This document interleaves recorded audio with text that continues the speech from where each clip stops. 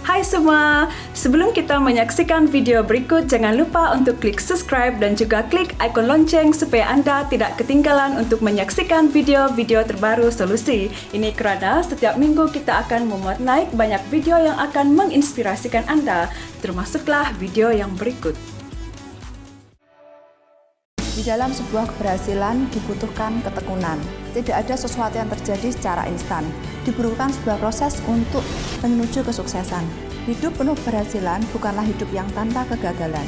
Kita harus mampu bangkit dari setiap kegagalan yang ada agar dapat menikmati kemenangan. Nama saya Elia Gunawan. Hari ini saya ingin menyaksikan bahwa Allah adalah Allah yang menepati janjinya dan selalu bisa kita percaya hatinya.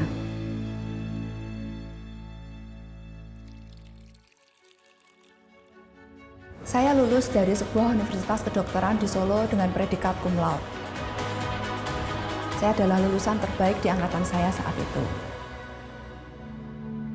Saat itu saya berpikir bahwa jika saya mendapatkan predikat cum laude, pasti mudah sekali untuk saya mendapatkan pekerjaan.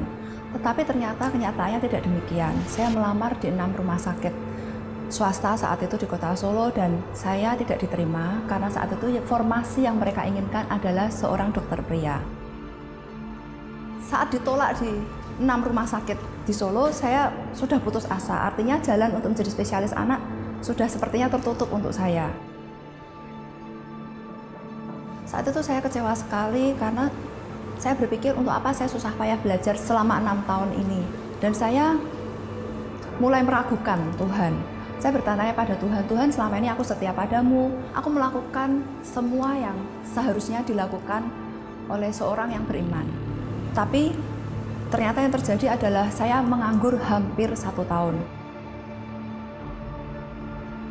Berkali-kali saya berdoa dan saya menangis kepada Tuhan, Tuhan berilah pekerjaan yang tetap, yang setidaknya bisa menghidupi kehidupan saya sehari-hari.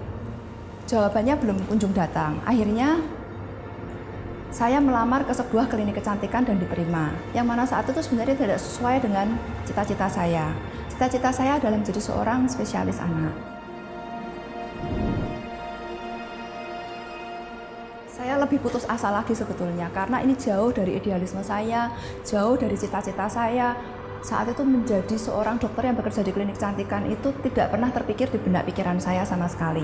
Saya mau mengambil pekerjaan di klinik kecantikan karena hanya itu satu-satunya yang menerima saya sebagai dokter, bekerja dengan salary yang tetap, yang bisa diandalkan untuk mencukupi kehidupan sehari-hari. Saat itu kami sudah menikah dan kebutuhan kami sudah banyak karena kami juga mempunyai seorang bayi. Setelah bekerja 1 tahun, saya memutuskan untuk mencoba berusaha sendiri. Saat memulai usaha klinik kecantikan, keadaan kami kurang daripada cukup.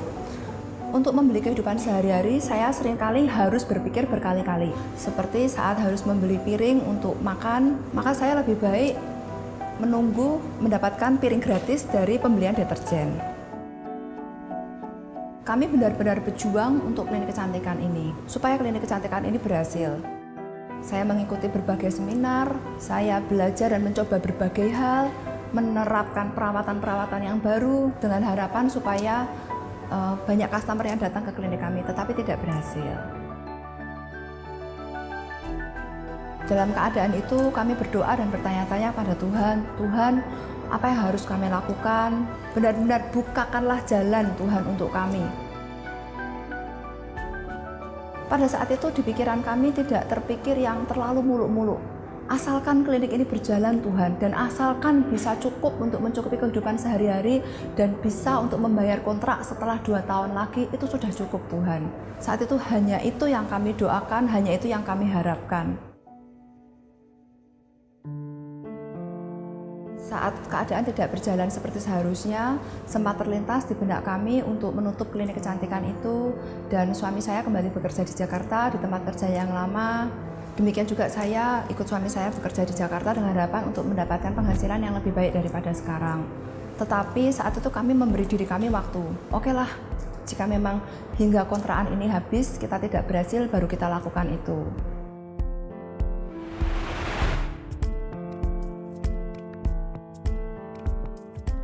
Hingga suatu hari saat kami beribadah, kami mendengar tentang mengandalkan Tuhan. Diberkatilah orang yang mengandalkan Tuhan, yang menaruh harapannya pada Tuhan. Ia akan seperti pohon yang ditanam di tepi air, yang merambatkan akar-akarnya ke tepi batang air, dan yang tidak mengalami datangnya panas terik, yang daunnya tetap hijau, yang tidak khawatir dalam tahun kering, dan yang tidak berhenti menghasilkan buah. Saya mengimani firman ini dan saya yakin itu akan terjadi dalam hidup saya.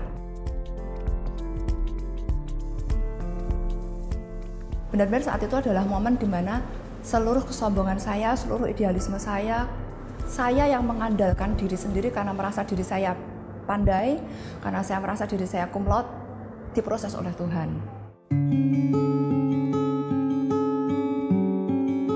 Saya menjadi pribadi yang lebih rendah hati, dan saat itu benar-benar momen di mana saya memutuskan, Tuhan, aku berserah. Dengan berpegang pada firman ini, kami berharap kepada Tuhan sepenuhnya dan berserah kepada apapun rencananya di dalam hidup kami. Saat itu saya melihat benar-benar penyertaan Tuhan luar biasa dalam hidup saya. Dari yang sebelumnya sepi dan sedikit sekali customer yang datang, bahkan bisa dikatakan seminggu belum tentu datang satu customer ke klinik kami. Tiba-tiba menjadi jauh lebih ramai, tiba-tiba saja orang banyak berdatangan dan percaya kepada kami.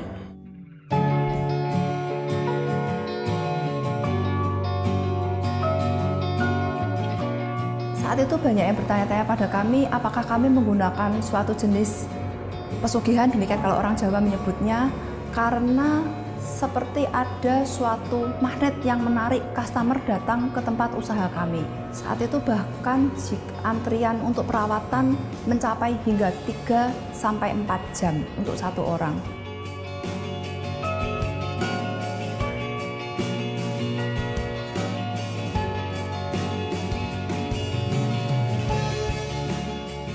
Tapi kami percaya itu semua adalah Tuhan. Sekali lagi itu semua adalah hal yang akan terjadi jika kita mulai mengandalkan Tuhan dan kuasa yang ada di dalamnya yang tidak terbatas.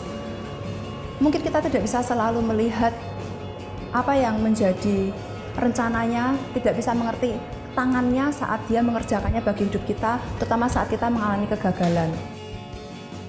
Allah adalah Allah yang menepati janjinya dan selalu bisa kita percaya hatinya.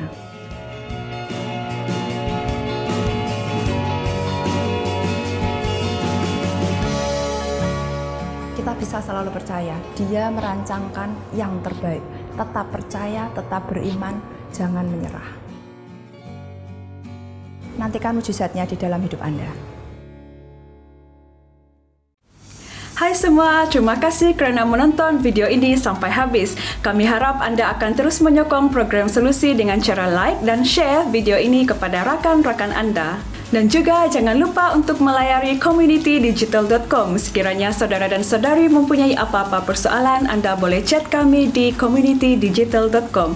Tuhan Yesus memberkati.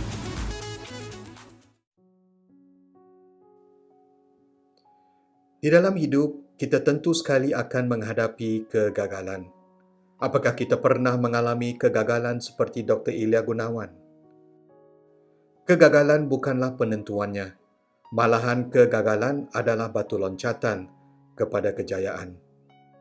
Galatia 6:9, janganlah kita jemu berbuat baik, kerana pada musimnya nanti kita akan menuai jika kita tidak putus asa. Amin.